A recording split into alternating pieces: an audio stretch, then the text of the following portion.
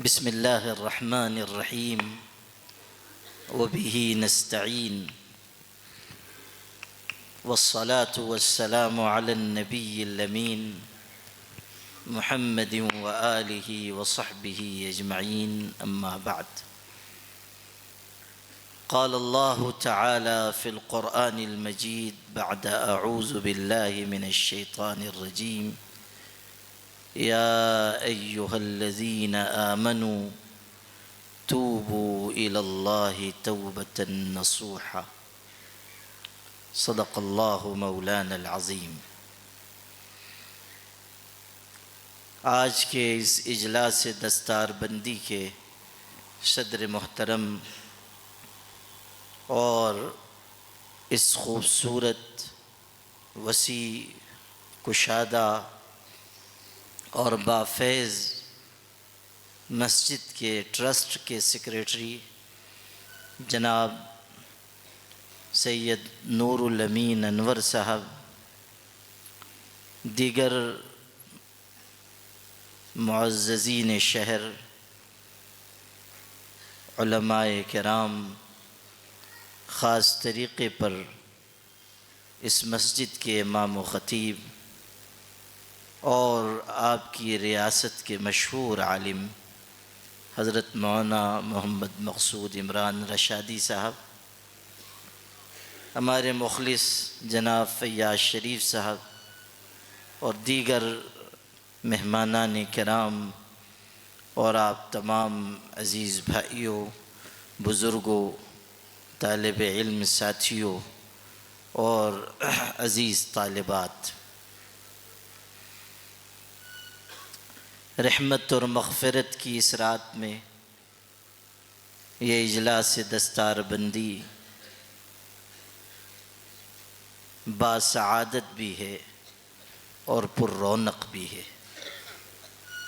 دعا ہے کہ اللہ تعالیٰ آج کی اس رات کی سب خیرات و برکات سے ہم سب کو مالا مال فرمائے اور ہم سب کے لیے نجات اور مغفرت کا فیصلہ فرمائے.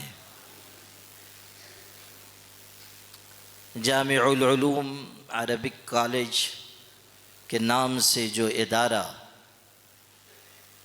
یہاں چل رہا ہے، جامع مسجد ٹرسٹ کے زیر اہتمام، ماشاءاللہ اس ادارے میں دینی اور عصری تعلیم کا نظم ہے، اور یہاں بچیاں حافظ بن رہے ہیں. ابھی آپ نے دیکھا کہ 2 طالب علم اور 8 طالبات، انہیں سند دی گئی اور حافظوں کے زمرے میں شامل کیا گیا. اللہ تعالیٰ ان بچوں اور بچیوں کو روشن مستقبل عطا فرمائے. یقیناً یہ خوش نصیب ہیں کہ قرآن مجید کی دولت ان کے سینے میں آئی.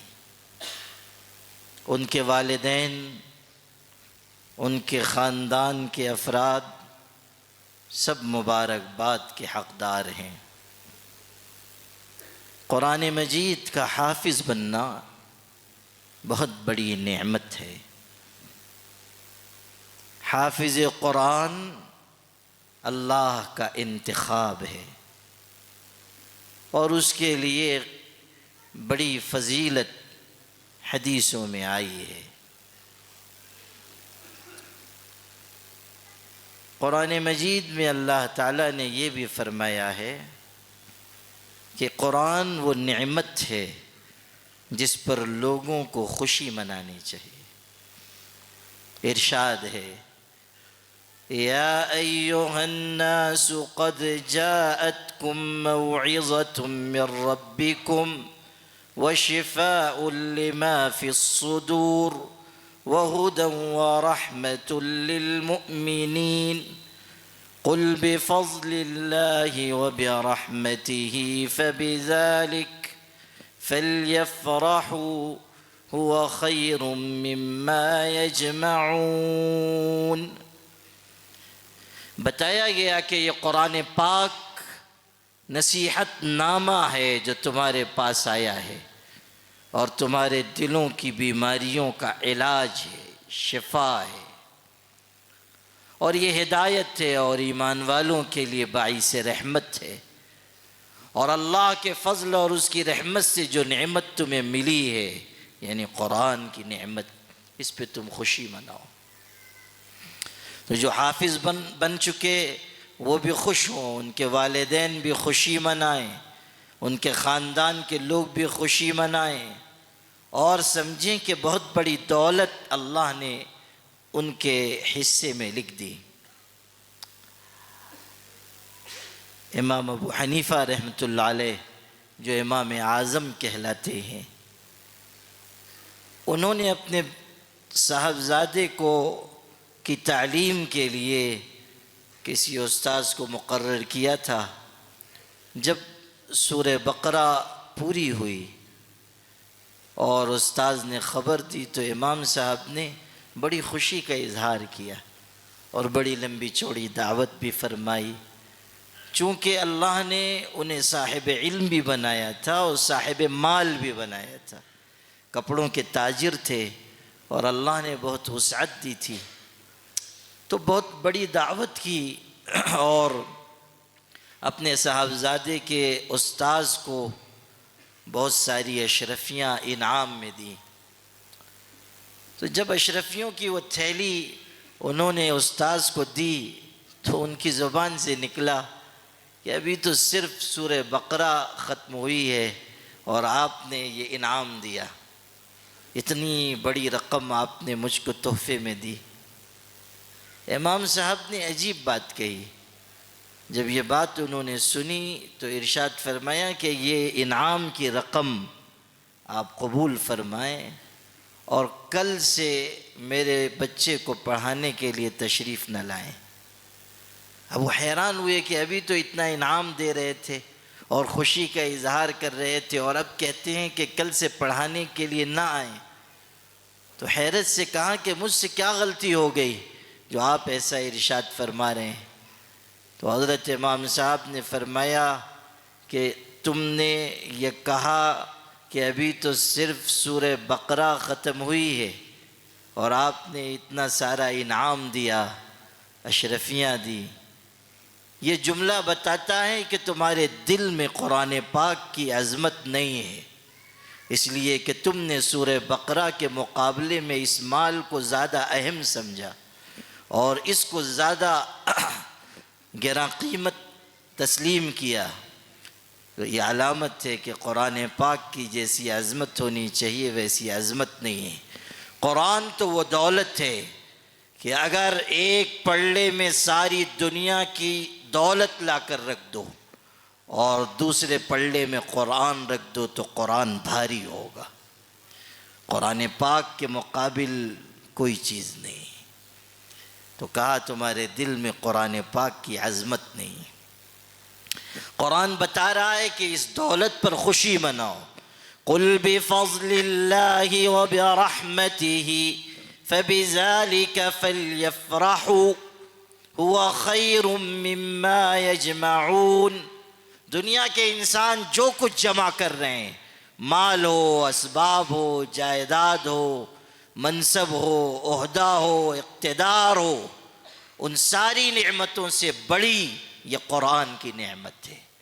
اسی لیے یہ کہا گیا کہ جس کے سینے میں قرآن آ جائے اور پھر وہ دنیا کی کسی نعمت کی طرف نگاہ اٹھا کر دیکھے اور اس کو زیادہ بڑی نعمت تصور کرے تو حدیث کے الفاظ ہیں کہ اس نے اس چیز کو کمتر جانا جسے اللہ نے عظمت عطا کی اور اس چیز کو اہم سمجھا جس کو اللہ نے کمتر بنایا۔ دنیا کی کوئی حقیقت نہیں ہے، دنیا کے اسباب کی کوئی حقیقت نہیں ہے۔ تو جو حافظ ہو گئے ان کے لیے بہت بڑی سعادت ہے، لیکن یہ بھی یاد رکھیے کہ حافظ بننے والوں کی ذمہ داری بھی بہت بڑی ہے۔ یہ نہیں کہ بس حافظ بن گئے اور کام مکمل ہوا، قرآن مجید سے جڑ گئے تو اب قرآن مجید کو ہمیشہ پڑھنا ہے، پڑھانا ہے، اس کو سینے میں محفوظ رکھنا ہے، اس کی تلاوت کرنی ہے، مصلی پہ کھڑے ہو کر قرآن سنانا ہے، اور قرآن پاک کے سانچے میں ڈھلی ہوئی زندگی اختیار کرنی ہے۔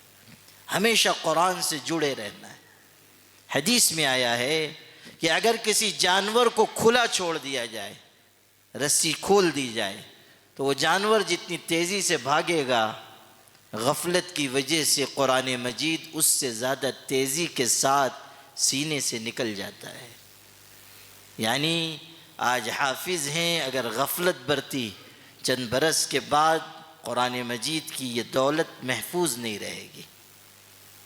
ہمارے آل انڈیا مسلم پرسنل لا بورڈ کے سینئر ممبر تھے اور بڑے عالم، اور اپنے انداز کے منفرد واعظ و خطیب حیدرآباد کے حضرت مولانا حمید الدین عاقل حسامی ایمرجنسی کے زمانے میں جیل بھی گئے، اور بڑے اللہ والے بھی تھے۔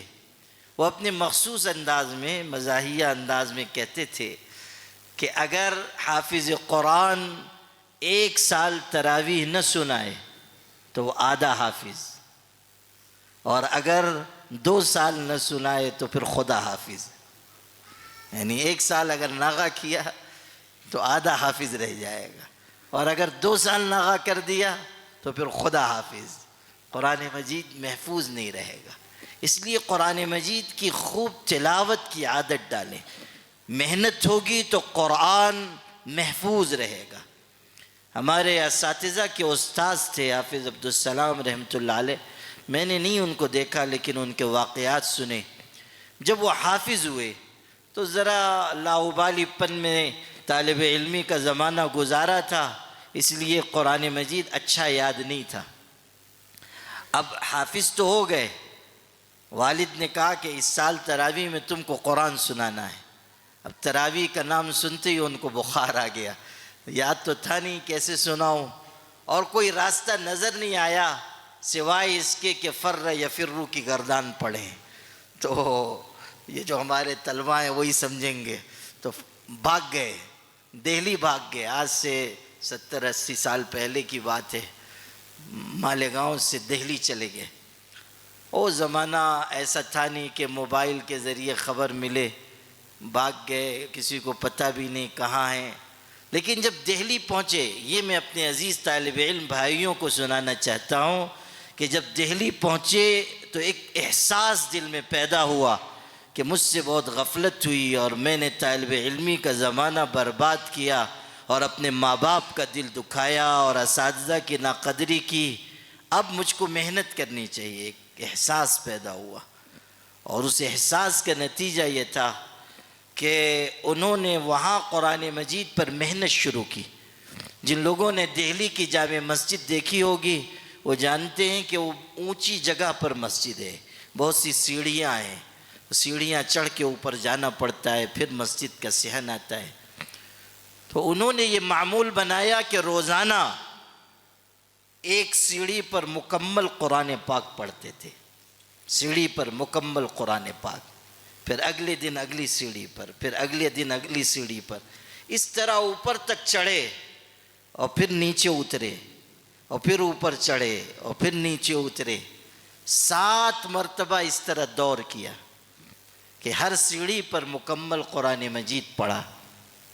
آپ اندازہ کیجئے کتنی محنت کی ہوگی۔ اس کا نتیجہ یہ نکلا کہ پھر قرآن مجید ایسا زبردست یاد ہوا کہ بے تکلف تراویح میں سناتے تھے، کہیں اٹکتے بھی نہیں تھے، اور قرآن مجید زندگی کی آخری سانس تک ازبر رہا۔ ایک دن اپنی درسگاہ میں سنا رہے تھے کہ میں نے ایسی محنت کی، ایسی محنت کی۔ تو طالب علم بھی تو سب ایک طرح کے نہیں ہوتے ہیں، طالب علموں میں بھی بعض بڑے شریر ہوتے ہیں۔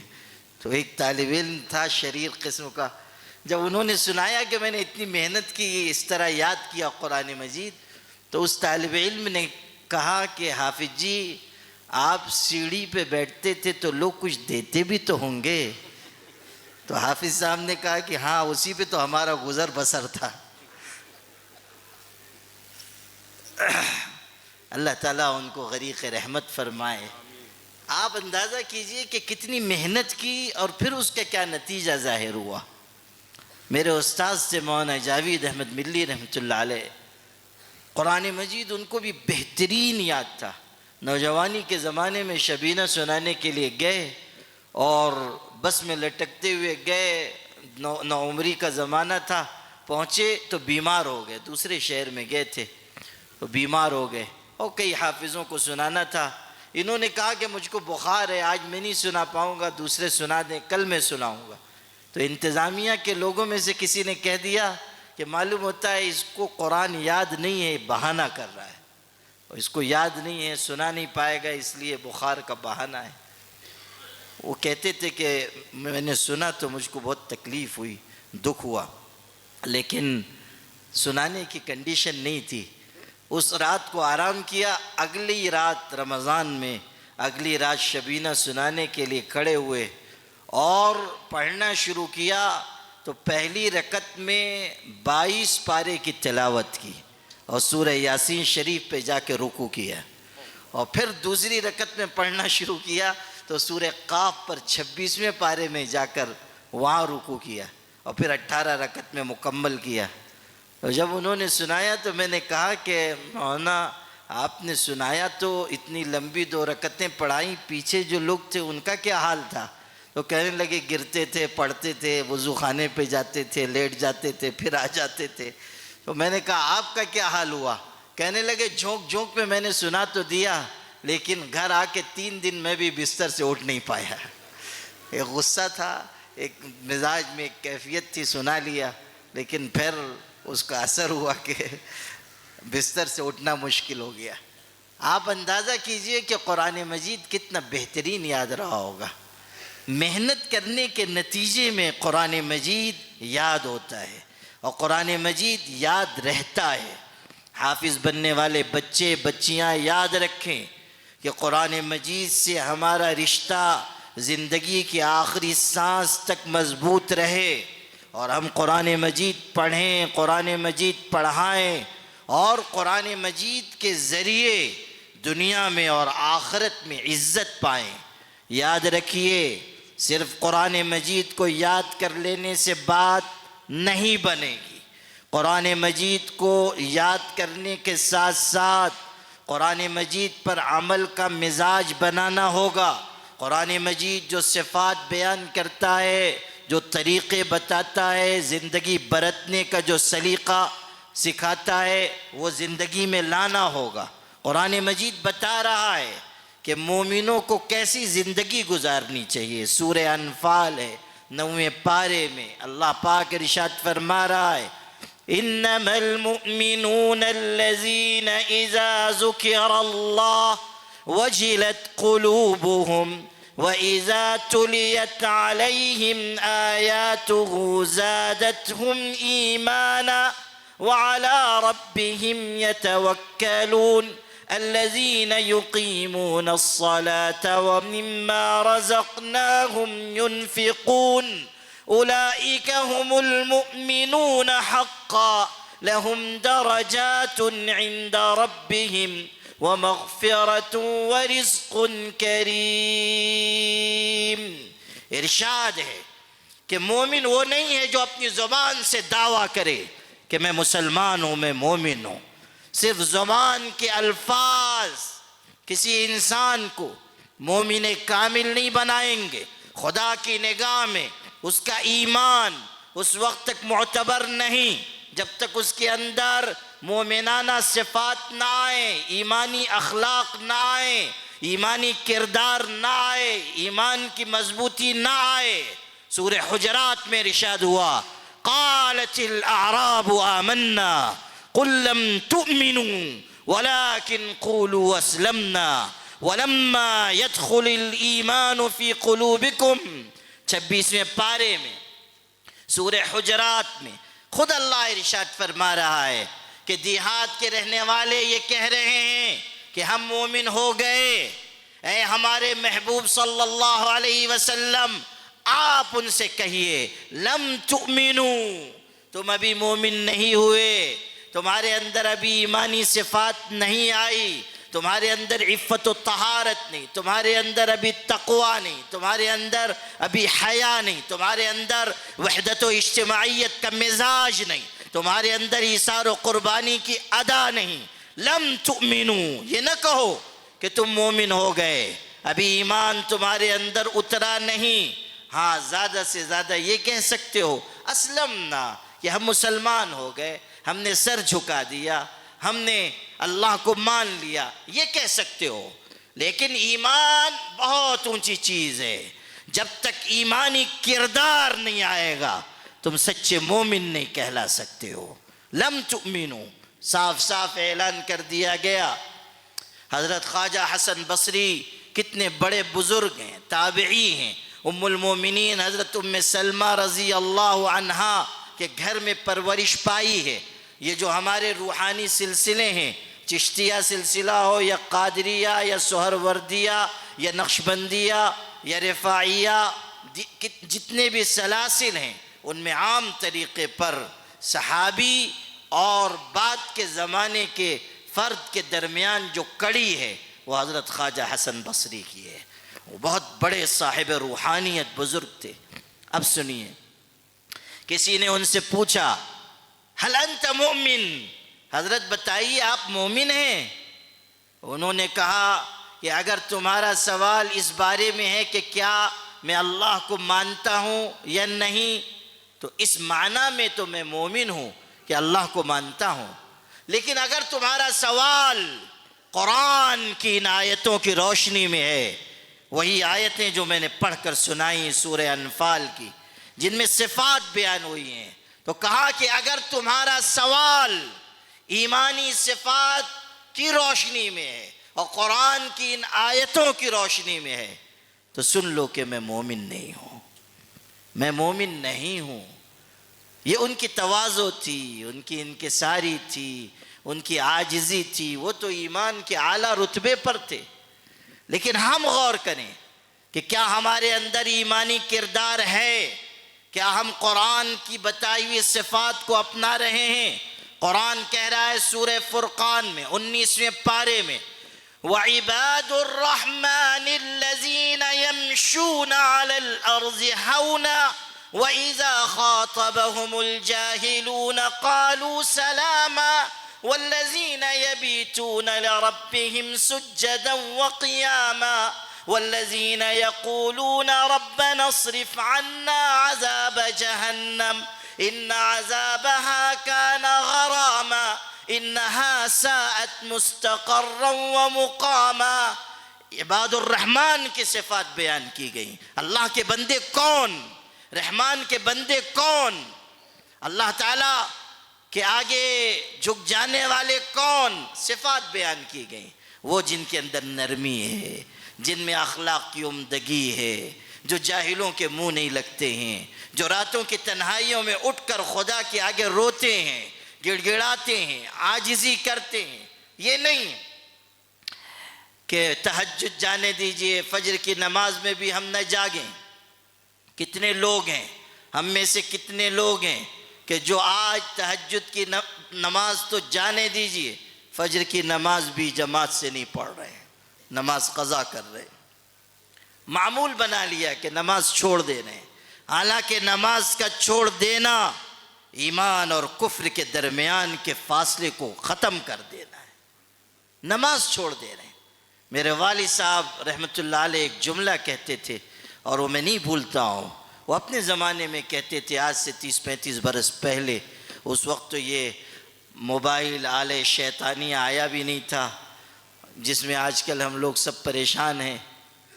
پہلے تو یہ ہوتا تھا کہ نوجوانوں کو دیکھتے تھے کہ موبائل میں لگے ہوئے ہیں، لیکن اب تو دیکھیے تو 70 سال کے بزرگ اور منہ میرا موبائل شریف کی طرف، ہر وقت مشغول۔ اچھا صرف یہ نہیں کہ موبائل میں دیکھ رہے ہیں، جو دیکھ رہے ہیں، میں نہیں جانتا یہاں ہوٹلوں پہ لوگ بیٹھتے ہیں کہ نہیں، ہمارے گاؤں میں تو آدھا جلسہ مسجد میں آدھا ہوٹل پہ، تو بیٹھ جاتے ہیں اور چائے پہ چائے پی رہے ہیں اور تبصرہ 2 گھنٹے 3 گھنٹے کی لمبی مجلس، اور تبصرہ کیا موبائل میں دیکھ رہے ہیں، اور بڑے میاں بیٹھ کے پھر چین میں یہ ہو رہا ہے، جاپان میں یہ ہو رہا ہے، انگلستان میں یہ ہو رہا ہے، ترکستان میں یہ ہو رہا ہے۔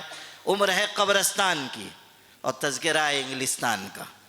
یہ نہیں کہ ہم کو جانا ہے، منہ میں دانت نہیں، پیٹ میں آنت نہیں، قبر کے مکین بننے والے ہیں، لیکن آخرت کی فکر نہیں ہے۔ وہ جاپان میں یہ ہو رہا ہے، وہ فلاں ملک فلاں پہ حملہ کرنے والا ہے۔ اللہ کے بندے یہ غور کرو کہ جب تم کو قبر میں اتارا جائے گا تو تمہارے ساتھ کون سا توشہ اعمال ہوگا، یہ غور کرنے کی چیز ہے۔ آغوش لحد میں جب کہ سونا ہوگا، جز خاک نہ تکیہ نہ بچھونا ہوگا، آہ قبر کی تنہائی میں کون ہوئے گا انیس، ہم ہوں گے اور قبر کا کونا ہوگا، ہم ہوں گے اور قبر کا کونا ہوگا۔ انسان تنہا قبر کے اندر جائے گا۔ بکر مزنی رحمت اللہ علیہ ایک بزرگ گزرے ہیں، ارشاد فرماتے تھے کوئی دن ایسا نہیں گزرتا جو یہ اعلان نہ کرتا ہو کہ اے ابن آدم سن، ہو سکتا ہے کہ میرے بعد تجھے دوسرا دن نصیب نہ ہو۔ اور کوئی رات ایسی نہیں گزرتی جو انسان کو پکار کر یہ نہ کہے کہ اے ابن آدم سن، ہو سکتا ہے کہ میرے بعد کوئی دوسری رات تجھ کو نصیب نہ ہو۔ پچھلی شب برات میں کتنے لوگ تھے جو باحیات تھے، آج وہ دنیا میں نہیں ہیں۔ آج جو ہیں کوئی بھروسہ نہیں کہ ان میں سے کون اگلی شب برات تک زندہ رہے گا۔ ایک سال جانے دو، آنے والے کل میں کون زندہ رہے گا، کون فوت ہوگا، کوئی نہیں کہہ سکتا۔ حضرت خواجہ حسن بصری کا بھی میں نے تذکرہ کیا، ایک مرتبہ وعظ و نصیحت کے لیے تشریف لائے، مجمع تھا، اس میں بوڑھے بھی تھے، اس میں جوان بھی تھے۔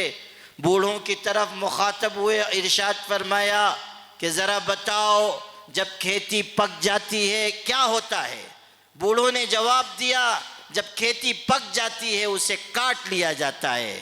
ارشاد فرمایا تم بھی تیاری کر لو، تمہاری بھی کھیتیاں پک چکی ہیں، کسی بھی وقت کاٹ لی جائیں گی۔ پھر جوانوں کی طرف متوجہ ہوئے اور کہا کہ او جوانوں سنو، کبھی ایسا ہوتا ہے کہ کھیتی پکنے سے پہلے پہلے آسمان سے کوئی مصیبت آ جاتی ہے جو اس کھیتی کو تباہ کر دیتی ہے۔ اس لیے یہ نہ سمجھو کہ بوڑھے ہو کر تم مرو گے، ہو سکتا ہے کہ جوانی میں تم کو موت آ جائے، ہو سکتا ہے کہ کھیتی پکنے سے پہلے کسی مصیبت سے دوچار ہو جائے۔ قرآن عظیم الشان کا اعلان ہے، قل ان الموت الذي تفرون منه فانه ملاقيكم، اے پیغمبر اعلان کر دو کہ وہ موت جس سے تم دور بھاگ رہے ہو، وہ موت جس سے نفرت اور بیزاری کا اظہار کر رہے ہو، وہ موت تم کو آ کر رہے گی، تم کو دبوچ کر رہے گی۔ اینما تکونوا یدرککم الموت ولو کنتم فی بروج مشیدہ، اونچے اونچے برج میں بھی جا کر چھپ جاؤ گے، کسی قلعے میں جا کر پناہ لے لو گے، تب بھی موت اپنا شکار ڈھونڈ لے گی۔ کسی کو موت سے جائے فرار نہیں۔ یہ وہ چیز ہے کہ کسی کے ٹالے ٹل نہیں سکتی، کسی کے ہٹائے ہٹ نہیں سکتی۔ عالم کا علم، وزیر کی وزارت، بادشاہ کی بادشاہت، طبیب کی طبابت، معلم کی معلمی، شیخ کا اعلیٰ مقام، اور کسی صاحب اقتدار کا اقتدار اسے موت کے شکنجے سے بچا نہیں سکتا۔ آنے والی کس سے ٹالی جائے گی؟ جان ٹھہری جانے والی جائے گی، روح رگ رگ سے نکالی جائے گی، ایک دن تجھ پہ خاک ڈالی جائے گی۔ ایک دن مرنا ہے، آخر موت ہے، کر لے جو کرنا ہے، آخر موت ہے۔ آخری انجام فنا ہے، آخری انجام دنیا سے گزر جانا ہے، آخری انجام مٹی میں مل جانا ہے۔ سیدنا عمر رضی اللہ عنہ کے بارے میں ہے کہ جب وقت آخر قریب آ گیا، لوگوں سے کہا مجھ کو چارپائی سے نیچے اتار دو۔ لوگوں نے چارپائی سے نیچے اتار دیا، اپنا رخسار مٹی پہ مل رہے ہیں اور کہتے ہیں یا من لا یزال ملکہ ارحم من زال ملکہ، اے وہ اللہ جس کی بادشاہت کبھی فنا نہیں ہوگی، اس انسان پہ رحم کر جس کی حکومت ختم ہو رہی ہے، اس انسان پہ رحم کر جس کی حکومت تمام ہو رہی ہے۔ اللہ اکبر۔ یہ ہے دنیا میں انسانوں کا انجام، کوئی بچ نہیں سکتا، کوئی شکنجہ موت سے راہ فرار اختیار نہیں کر سکتا۔ خوش نصیبی ہے ان کے لیے جو دنیا سے آخرت کا توشہ لے کر جائیں۔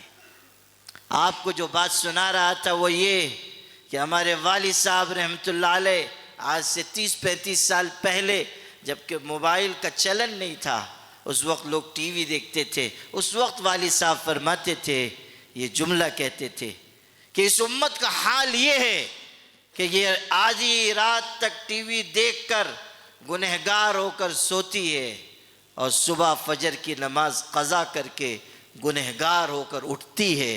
امت کا سونا بھی گناہ پر ہے، امت کا جاگنا بھی گناہ پر ہے، تو اس امت کو اللہ کی رحمت کیسے ملے گی جب جاگنا بھی گناہ پر، سونا بھی گناہ پر اور جاگنا بھی گناہ پر۔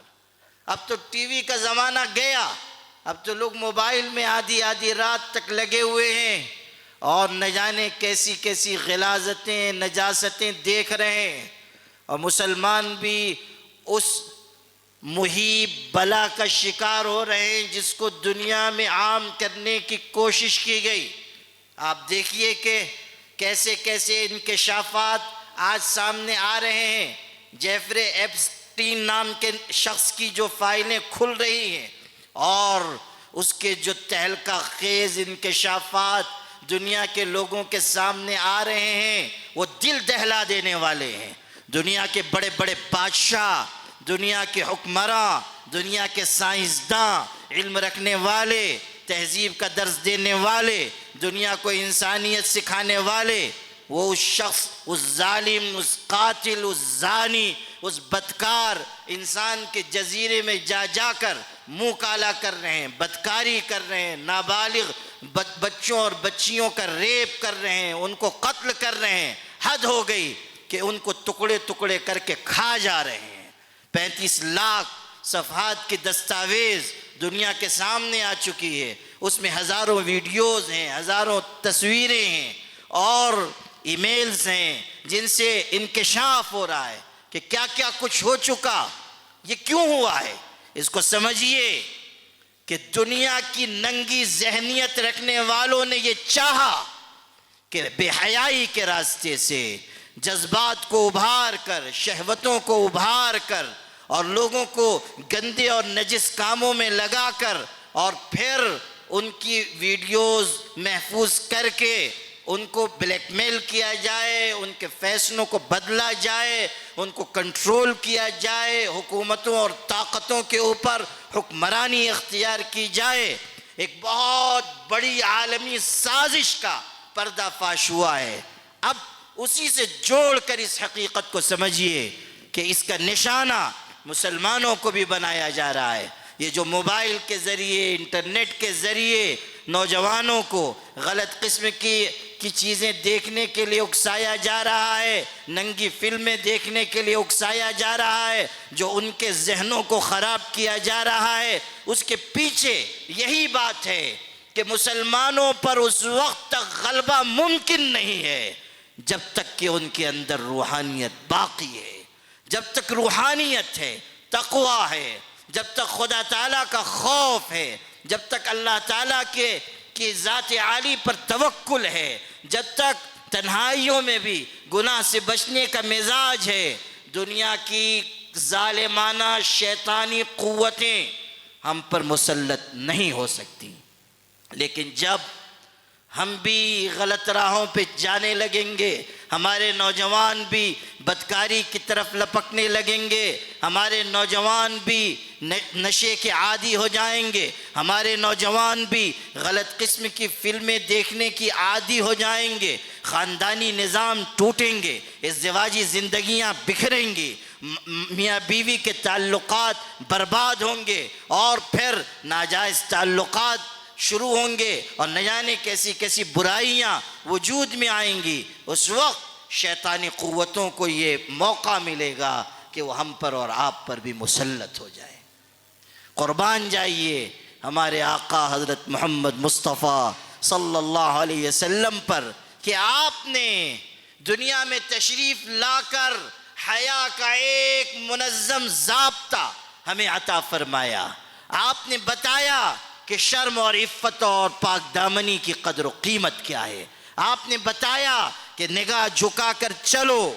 آپ نے بتایا بدکاری کے قریب نہ جاؤ۔ آپ نے بتایا اجنبی مرد عورت ایک جگہ اکٹھا نہ ہو۔ آپ نے بتایا کہ ہر وہ چیز جو انسان کو بے حیائی کے قریب لے جائے شریعت نے اس سے روک دیا۔ عورتوں کو پردے کا پابند بنایا گیا۔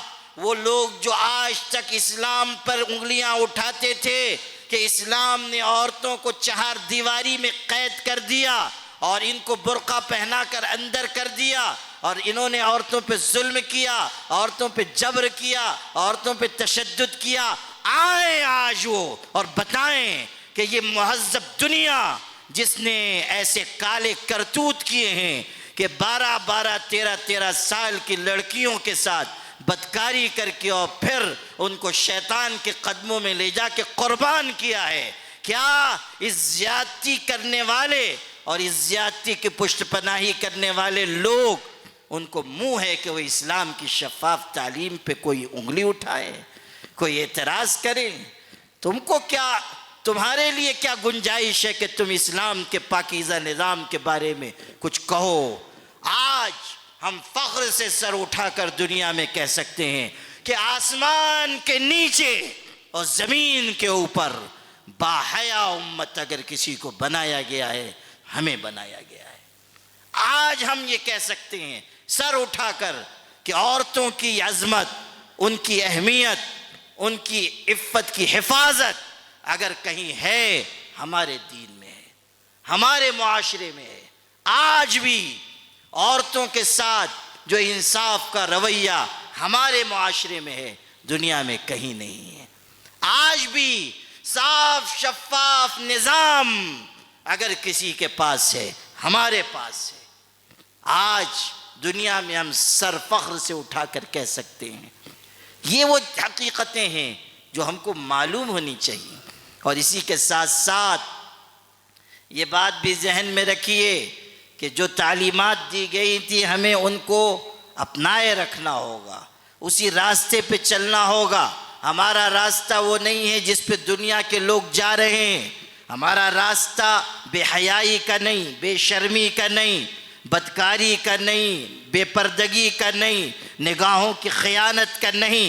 ہمارا راستہ ایک ہے اور وہ راستہ ہے شرم کا، حیا کا، عفت کا، طہارت کا، پاک دامنی کا۔ آج جبکہ دنیا کی بہت ساری عورتیں اور لڑکیاں اپنے جسم سے لباس کا ایک ایک تار اتار کر بے حیائی کے دلدل میں ڈوب رہی ہیں، خدا کا کرم ہے کہ ہمارے معاشرے میں اس دور میں بھی آدھی رات کو ہماری نوجوان بچیاں اٹھ کر خدا کی بارگاہ میں ہاتھ باندھ کر کھڑی ہو رہی ہیں اور خدا کا پاک کلام پڑھ رہی ہیں۔ یہ ہے فرق ہمارے اور ان کے معاشرے میں، یہ ہے تہذیبوں کا فرق۔ آج بھی ہماری ایسی بہنیں ہیں کہ جن کی پردہ داری، جن کی عفت و طہارت کی قسمیں کھائی جا سکتی ہیں۔ آج بھی ہمارے پاس ایسی خواتین ہیں کہ جن کے تقدس اور جن کے شرم و حیا پر فرشتے بھی رشک کریں، آج بھی ہیں۔ اللہ کا یہ کرم ہے، خدا کی یہ مہربانی ہے، اسلام کی شفاف تعلیمات کی یہ برکت ہے اور ہمارے آقا حضرت محمد مصطفیٰ صلی اللہ علیہ وسلم کی تربیت کا یہ نتیجہ ہے۔ ہماری ذمہ داری ہے کہ ہم میں سے ہر ایک اسی ضابطے کے مطابق آگے بڑھے۔ اسی کو قرآن مجید نے مختلف مقامات پر صفات کی شکل میں بیان کیا کہ بندے کیسے ہونے چاہیے، اللہ کے بندے کن راستوں پر چلیں۔ قرآن نے بتایا کچھ شیطان کے بندے ہیں اور شیطانیت ان کا کام ہے، کچھ رحمان کے بندے ہیں اور روحانیت ان کا کام ہے، شیطان کے بندے نہ بنو، رحمان کے بندے بنو۔ سورہ یاسین شریف پڑھی جاتی ہے، آپ سورہ یاسین میں پڑھیں کہ اللہ تعالیٰ قیامت کے بارے میں فرما رہا ہے کہ جب قیامت کا دن ہوگا اور سارے انسان خدا کی بارگاہ میں آئیں گے، اس وقت اعلان ہوگا۔ کیا اعلان ہوگا؟ وَامْتَازُوا الْيَوْمَ أَيُّهَا الْمُجْرِمُونَ، اے مجرم بندو، ہمارے اچھے بندوں سے علیحدہ ہو کر کھڑے ہو۔ تمہارے لیے یہ موقع نہیں ہے کہ تم ہمارے اچھے بندوں کے ساتھ کھڑے رہ سکو، الگ ہو جاؤ۔ اس کے بعد ارشاد ہوگا أَلَمْ عَاهَدْ إِلَيْكُمْ يَا بَنِي آدَمَ أَلَّا تَعْبُدُوا الشَّيْطَانَ، اے آدم کی اولاد، کیا میں نے تم سے یہ وعدہ نہیں لیا تھا کہ شیطان کی عبادت نہ کرنا، وہ تمہارا کھلا ہوا دشمن ہے۔ وَأَنِ اعْبُدُونِي هَذَا صِرَاطٌ مُسْتَقِيمٌ، اور میری عبادت کرنا یہ سیدھا راستہ ہے۔ ہمیں تو یہی سکھایا گیا ہے، اسی کا پابند بنایا گیا ہے کہ اللہ کی عبادت، نبی کریم صلی اللہ علیہ وسلم کی اطاعت۔ دنیا جس راستے پر جانا چاہے جائے، لیکن ہمارا راستہ متعین ہے۔ دنیا یہ سمجھتی ہے کہ کامیابی اقتدار میں، دولت میں، عزت میں، شہرت میں، بادشاہت میں، لیکن مومن یہ سمجھتا ہے کہ کامیابی بادشاہت میں نہیں، محمد عربی کی غلامی میں ہے، حضور صلی اللہ علیہ وسلم کے قدموں میں ہے۔ تیری معراج کہ تو لوح و قلم تک پہنچا، تیری معراج کہ تو لوح و قلم تک پہنچا، میری معراج کہ میں تیرے قدم تک پہنچا۔ یہ ہے حضور صلی اللہ علیہ وسلم کے قدموں میں ہماری کامیابی ہے۔ آج اس ملک کے جو مشکل حالات ہیں، ان میں مسلمانوں کو اسی کی سب سے زیادہ ضرورت ہے کہ وہ اللہ کی طرف لوٹیں، پیغمبر کی طرف لوٹیں، اللہ کے احکامات کو ہاتھوں سے تھامیں اور حضور کی تعلیمات کو سینے سے لگائیں۔ آج اس ملک میں کتنی دشواریاں ہیں۔ یونیفارم سول کوڈ کا نعرہ لگایا جا رہا ہے، اتراکھنڈ میں یونیفارم سول کوڈ لاگو ہو چکا۔ اس ملک میں نیو ایجوکیشن پالیسی نافذ کی جا رہی ہے، جس کی وجہ سے ہمارے بچوں کے دلوں سے توحید کی عظمت کھینچ کر نکال لی جائے گی۔ اسی ملک میں آپ دیکھ رہے ہیں کہ آسام میں کس طرح مسلمانوں پر ظلم ہو رہا ہے۔ چھتیس گڑھ میں آج مکانات پہ حملہ ہوا، مسلمانوں کے مکانات کو جلایا گیا، ان کو بھی زندہ جلانے کی کوششیں کی گئیں، راہ چلتے ہوئے لوگوں کو مارا جا رہا ہے۔ آپ اس ریاست میں ہیں جہاں الحمدللہ امن و امان ہے، بہت حد تک حفاظت ہے، یہاں کے جو ارباب اقتدار ہیں ان میں انسانیت اور شرافت ہے، اور وہ سمجھ رہے ہیں کہ سب کو ساتھ لے کر ہمیں چلنا ہے، سب کا خیال رکھنا ہے، اقلیتوں کے ساتھ بھی بہتر رابطہ رکھنا ہے اور ان کا بھی اعتماد حاصل کرنا ہے۔ آپ اس ریاست میں ہیں تو شاید آپ کو پورا اندازہ نہ ہو، ہم لوگ پورے ملک میں جاتے ہیں، ملک کے گوشے گوشے میں جاتے ہیں، کتنی نازک صورتحال پیدا ہو رہی ہے، راہ چلتے ہوئے مسلمانوں کو بھی ستایا جا رہا ہے، مدارس پہ یلغار، مساجد پہ یلغار، مقابر پہ یلغار اور طرح طرح کے خلاف شریعت فیصلے اور مسلمانوں کو ہراساں کرنے کی کوششیں۔ کیا یہ حالات ہمارے دل کے دروازوں پہ دستک نہیں دے رہے ہیں کہ ہمیں بدلنا ہوگا، ہمیں اپنے آپ کو تبدیل کرنا ہوگا، ہمیں اپنے اندر وحدت اور اجتماعیت پیدا کرنی ہوگی۔ وَاعْتَصِمُوا بِحَبْلِ اللَّهِ جَمِيعًا وَلَا تَفَرَّقُوا، اللہ کے قرآن کو پڑھو جو وحدت و اجتماعیت کا درس دیتا ہے، جو بتاتا ہے مسلکوں میں تقسیم نہ ہو جاؤ، جماعتوں اور گروہوں میں نہ بڑھ جاؤ، انتشار کے راستے پہ نہ جاؤ۔ تاریخ بتاتی ہے جب تک ہم متحد تھے زمانہ ہماری ٹھوکروں میں تھا، جب ہم منتشر ہوئے ہم خود زمانے کی ٹھوکروں میں آ گئے۔ بتا رہی ہے تاریخ کہ اگر آج بھی اپنے اندر وحدت نہیں پیدا کرو گے، مضبوطی نہیں پیدا کرو گے، اجتماعیت نہیں پیدا کرو گے، اپنی صفوں کو منظم نہیں کرو گے، اپنے بڑوں کو بڑا نہیں مانو گے، کسی کی اقتداء میں چلنے کا مزاج نہیں پیدا کرو گے، تو پھر سمجھ لو کہ تمہارے لیے اس ملک میں کوئی روشن مستقبل نہیں ہے، کوئی روشن مستقبل نہیں۔ قرآن بتا رہا ہے ہمیں کس راستے پہ جانا ہے، کن چیزوں کو اختیار کرنا ہے، کن صفات کے ساتھ زندگی کو گزارنا ہے۔ قرآن ہی رہنما ہے۔ اور یاد رکھنا، قرآن صرف آخرت کی نجات کے لیے نہیں، دنیا کی بھی کامیابی کے لیے آیا ہے۔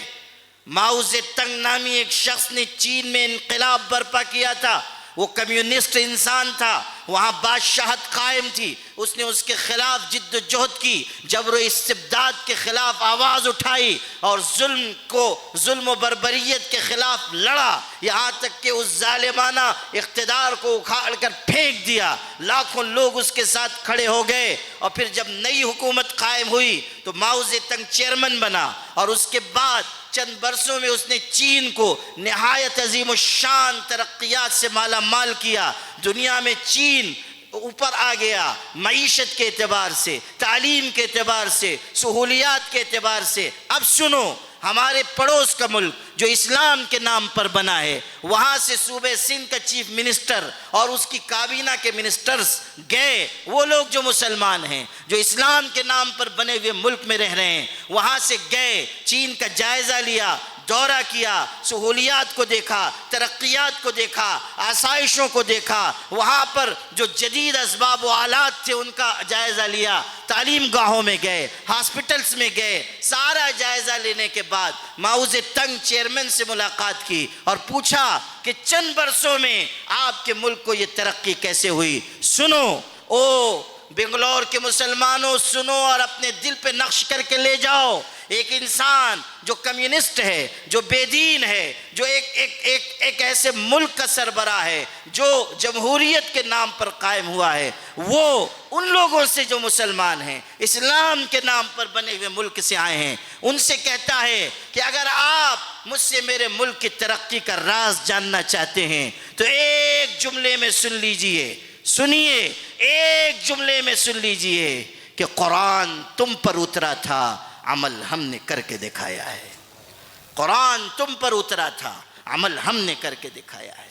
یہ ہے وہ چیز کہ قرآن صرف آخرت کی نجات کے لیے نہیں آیا، دنیا بنانے کے لیے بھی آیا ہے۔ دنیا کی سلطنتیں کیسے چلیں گی، دنیا میں صلح اور جنگ کے اصول کیا ہوں گے، دنیا میں جینے کے ضابطے کیا ہوں گے، گھر کی زندگی بہتر کیسے ہوگی، مارکیٹ کیسے چلے گا، اجتماعی نظام عدل کیسے قائم ہوگا، تعلیم میں کیسے ترقی ہوگی، معاش میں کیسی ترقی ہوگی، ان ساری چیزوں کا بیان کرنے والا ہے قرآن عظیم الشان۔ اور اسی سے جڑنا ہمارے لیے نجات کا باعث ہے۔ میرے بھائیوں، قرآن پاک عالمگیر انقلاب برپا کرنے والی کتاب ہے، اسی لیے ارشاد ہوا فَلَا أُقْسِمُ بِمَا تُبْصِرُونَ وَمَا لَا تُبْصِرُونَ إِنَّهُ لَقَوْلُ رَسُولٍ كَرِيمٍ وَمَا هُوَ بِقَوْلِ شَاعِرٍ قليلا ما تؤمنون ولا بقول كاهن قليلا ما تذكرون تنزيل من رب العالمين۔ قسم کھا کر کہا گیا کہ جن چیزوں کو تم دیکھتے ہو ان کی بھی قسم، جن کو نہیں دیکھتے ہو ان کی بھی قسم۔ قرآن کسی شاعر کی شاعری نہیں، ساحر کی ساحری نہیں، کاہن کی کہانت نہیں۔ آؤ تم کو بتاؤں کہ پھر قرآن کیا ہے، سنو، یہ رب العالمین کا اتارا ہوا کلام ہے، تنزیل من رب العالمین، اللہ کا اتارا ہوا کلام ہے۔ اسی میں دنیا کی عزت، اسی میں آخرت کی نجات، اسی کلام سے جڑو میرے بھائیوں۔ اور یہ جو ہمارے مدارس ہیں، قرآنی تعلیمات کا مرکز، ان کی قدر پہچانو۔ یہ قرآن پاک کی تعلیمات کے مرکز معمولی نہیں ہیں۔ اگر کوئی مدارس کو حقارت کی نظر سے دیکھتا ہے، میں اس مسجد میں بیٹھ کر، خدا کے گھر میں بیٹھ کر، حضور کے ممبر کے وارث ممبر کے قریب بیٹھ کر اور پورے وثوق اور ذمہ داری سے کہتا ہوں کہ جو مسلمان مدارس کو حقارت کی نظر سے دیکھتا ہے وہ اپنے ایمان کی خیر منائے۔ وہ اپنے ایمان کی خیر منائے۔ یہ ایمانی مراکز ہیں، ان سے وہی محبت کرے گا جس کے دل میں ایمان ہے، اور ان سے وہی نفرت کرے گا جس کے دل میں منافقت ہے۔ مدارس ہمارے لیے ریڑھ کی ہڈی کی حیثیت رکھتے ہیں، ملت اسلامیہ کی شہرگ ہے مدارس۔ یہی مدارس ہیں جو فتنوں کا مقابلہ کرتے ہیں، شکیلیت ہو، گوہر شاہیت ہو، قادیانیت ہو، دنیا کے مختلف نظریات ہوں، کمیونزم ہو، سوشلزم ہو، کیپٹلزم ہو، دنیا کا کوئی باطل نظریہ ہو، اس کے خلاف علم جہاد اگر کوئی بلند کرتا ہے وہ مدرسہ بلند کرتا ہے۔ مدرسہ آئینہ دکھاتا ہے کہ تم کس راستے پر چل رہے ہو اور تمہیں کس راستے پر چلنا ہے۔ مدارس میں پڑھنے والے بھی نہایت درجہ محترم، پڑھانے والے بھی ہماری نگاہوں کے تارے۔ یاد رکھیے، یہ مدرسے میں پڑھنے والے مہمانان رسول ہیں، یہ معمولی لوگ نہیں ہیں، مہمانان رسول ہیں۔ ابھی قریب میں ہمارے برادر معظم حضرت مولانا مفتی محمد حسنین صاحب نے ایک قصہ سنایا، آپ کو میں دہرانا چاہتا ہوں، بہت ہی نصیحت کا قصہ ہے۔ ایک مدرسے میں ایک صاحب آئے، وہ مدرسہ ایسا تھا کہ بچوں کے کھانے کا انتظام نہیں، محلے والوں کے گھروں سے ڈبے آتے تھے، وہ کھاتے تھے بچے، اور جا کر یہ طلبہ اپنا اپنا کھانا لے کر آتے۔ مختصر کر کے آپ کو سنا رہا ہوں، جاتے اور جا کر کھانا لاتے۔ ایک نوجوان کے دل میں خیال ہوا کہ میں خدمت کروں، وہ آیا، اس نے کہا کہ یہ بچے جاتے ہیں، تعلیم کا بھی حرج ہوتا ہے، ذلت بھی محسوس ہوتی ہے، روزانہ میں گھروں سے ڈبے لے آؤں گا، میں ان کو پیش کر دوں گا، تھوڑی خدمت میری طرف سے قبول کر لیں اور یہ کھانا کھا لیں، پھر برتن میں لے جا کے خود واپس پہنچا دوں گا۔ مدرسے کے ذمہ دار نے قبول کر لیا، سلسلہ چلنے لگا، کئی مہینے تک یہ سلسلہ چلا۔ لیکن ایک دن وہ شخص اپنے کندھوں پر بہت سارے ڈبے رکھ کر لے کر آ رہا تھا طلبہ کو دینے کے لیے، تو کسی ایک شریر طالب علم کی زبان سے نکل گیا کہ دیکھو وہ ہمارا بیل آ رہا ہے، ہمارا بیل چلا آ رہا ہے۔ بچے تو ہوتے ہی ہیں ایک آدھ، تو کہہ دیا کہ بیل چلا آ رہا ہے۔ بس اس کے دل پہ بڑا صدمہ ہوا کہ میں تو ان کی خدمت کر رہا ہوں، یہ مجھ کو بیل کہتے ہیں۔ بس اس نے کہا کہ آج سے میں یہ کام نہیں کروں گا، اور غصہ کر کے گھر چلا گیا۔ لیکن فجر کی نماز میں سب سے پہلے وہ موجود اور روئے جا رہا ہے، اور کبھی اس بچے کو سینے سے لگاتا ہے، کبھی اس بچے کو سینے سے لگاتا ہے، کبھی اس کو پیار کرتا ہے، کبھی اس کو پیار کرتا ہے۔ لوگ حیران ہیں۔ جب مدرسے کے منتظم آئے، کہا آپ تو رات بہت غصہ کر کے چلے گئے تھے، اب کیوں آ گئے ہیں اور رو کیوں رہے ہیں؟ تو اس نے کہا کہ رات تو میں غصہ کر کے چلا گیا، لیکن جا کر جو سویا تو میں نے خواب دیکھا کہ قیامت کا دن قائم ہو گیا ہے اور پل صراط بچھا دیا گیا ہے، حساب کتاب کا مرحلہ ہے، خدا تعالیٰ عدالت کی کرسی پہ جلوہ افروز ہے اور سب لوگ پیش ہو رہے ہیں۔ اتنے میں مدرسے کے یہ سب طلبہ بھی پیش ہوئے۔ اللہ تعالیٰ نے کہا ارے یہ تو ہمارے دین کا علم حاصل کرنے والے ہیں، ہمارے محبوب کے مہمان ہیں، ان کو پلک جھپکتے ہوئے پل صراط سے گزار دو اور جنت میں داخل کر دو۔ جب اللہ نے یہ فیصلہ فرمایا تو ان طلبہ میں سے کچھ نے کہا کہ اللہ تیرا احسان کہ تو ہمیں جنت میں بھیج رہا ہے، مگر جب تک ہمارا بیل نہیں آ جائے گا ہم جنت میں نہیں جائیں گے۔ اس کو بلا دیجئے، جب وہ آئے گا تو ہم اس کے ساتھ جنت میں جائیں گے۔ اللہ نے کہا اسے بھی لے کے جاؤ، لے جاؤ اس کو بھی جنت میں۔ تو یہ منظر دیکھ کر میری آنکھیں کھلی رہ گئیں، کھلی رہ گئیں کہ اللہ نے ان طالبان علوم نبوت کو کیا مقام عطا فرمایا ہے۔ یہ مہمانان رسول ہیں۔ میرے بھائیوں، ہم سب مدارس اسلامیہ کی قدر و قیمت کو پہچانیں، اور آج کی اس مبارک رات کی بھی عظمت ہمارے دل میں رہے۔ یہ نہ ہو کہ ہم غفلت میں وقت گزار دیں۔ یہ رات بڑی معظم رات ہے، محترم رات ہے، بہت ہی برکتوں والی رات ہے، نجات و مغفرت کی رات ہے۔ یہ رات روٹھے ہوئے رب کو منانے کی رات ہے، اللہ کو راضی کرنے کی رات ہے، اللہ کی طرف رجوع کی رات ہے۔ قرآن کہہ رہا ہے یا ایھا الذین آمنوا توبوا الی اللہ توبۃ نصوحا۔ اے ایمان والو اللہ کے آگے سچی توبہ کر لو، اللہ کے آگے گڑ گڑا کر معافی مانگ لو۔ پتہ نہیں ہم آئندہ زندہ رہیں گے یا نہیں، آج کی رات مل گئی ہے، اس کو غنیمت جان کر اتنا روئیں کہ اللہ کو ترس آ جائے، اتنا گڑ گڑائیں کہ اللہ تعالیٰ کی رحمت کو جوش آ جائے۔ اللہ سے بڑھ کر کریم کون؟ اللہ سے بڑھ کر رحیم کون؟ اللہ سے بڑھ کر مہربان کون؟ حدیث پاک میں ارشاد ہوا کہ میرا بندہ اگر زمین بھر کر گناہ لے کر آئے، شرط یہ ہے کہ اس نے میرے ساتھ شرک نہ کیا ہو، تو میں بھی زمین بھر کر مغفرت لے کر آؤں گا۔ یہ بھی ارشاد ہے اسی حدیث میں، مسلم شریف کی روایت ہے، ارشاد ہے اللہ تعالیٰ ارشاد فرما رہا ہے یا ابن آدم لو بلغت ذنوبك عنان السماء ثم استغفرتنی غفرت لك ولا ابالی۔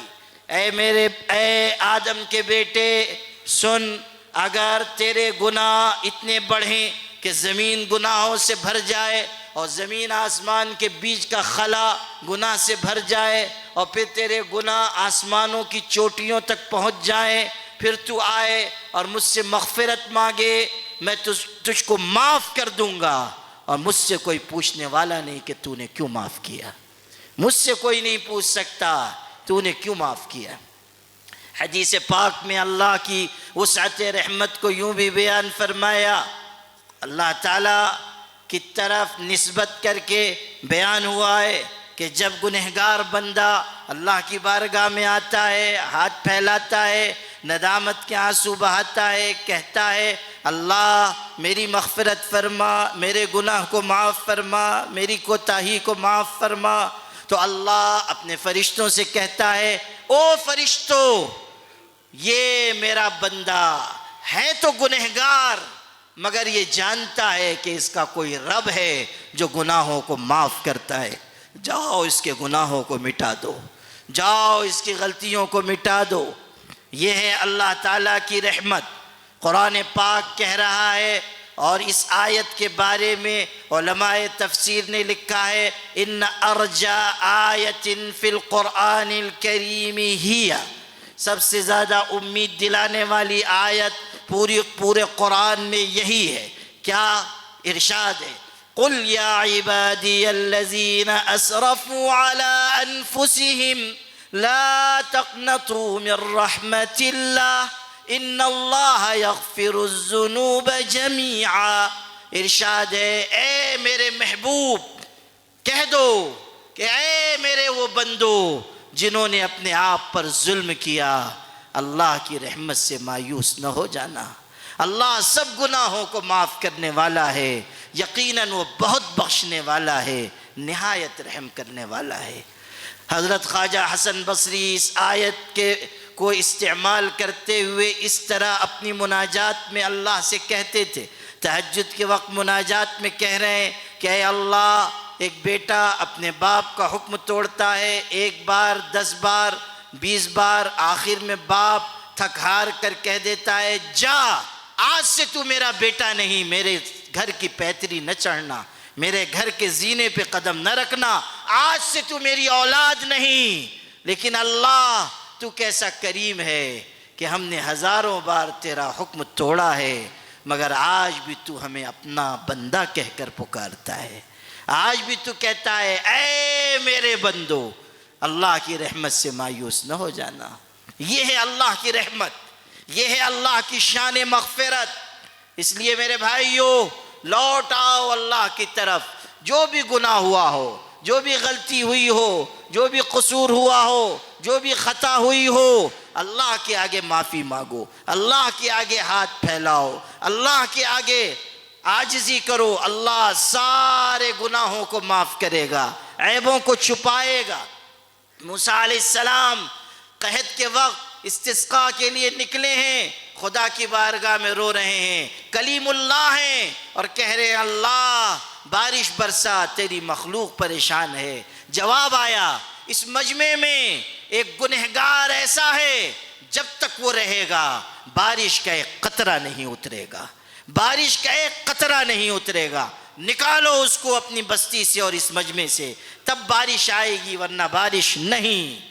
حضرت موسیٰ نے اعلان کیا کہ اللہ کہہ رہا ہے کہ اس مجمع میں کوئی بہت بڑا گنہگار ہے اور اللہ اس سے اتنا سخت ناراض ہے، جب تک وہ نہیں نکلے گا بارش نہیں آئے گی۔